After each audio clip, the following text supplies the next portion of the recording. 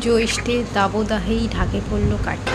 জামাষষ্ঠীর দিন হুগলির চুঁচুড়ার ধরমপুরে শুরু হলো মহিষমর্দিনীর পূজা, আর সেই উপলক্ষে একটি মেলাও। সপরিবারে দুর্গামূর্তি নয়, মহিষমর্দিনীর মূর্তি। তার ডান দিকে মহাদেব, বাঁ দিকে গণেশ, লক্ষ্মী, সরস্বতী ও কার্তিক অনুপস্থিত। শোনা যায় আগে সানযাত্রার দিন স্থানীয় ময়রা পুকুরে প্রতিমা বিসর্জন দেওয়া হতো।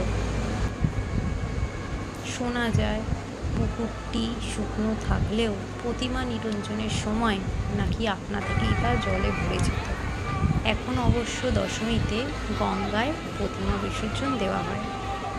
জামাই ষষ্ঠীর দিনে মেয়ে যেমন স্বামী এবং তার বড় ছেলেকে নিয়ে বাপের বাড়ি আসে, সেই রীতি মেনেই এই পুজো শুরু হয়। সময়ের সঙ্গে মেলা বড় হয়েছে, দোকানের সংখ্যাও অনেক বেড়ে গেছে, 175টি দোকান।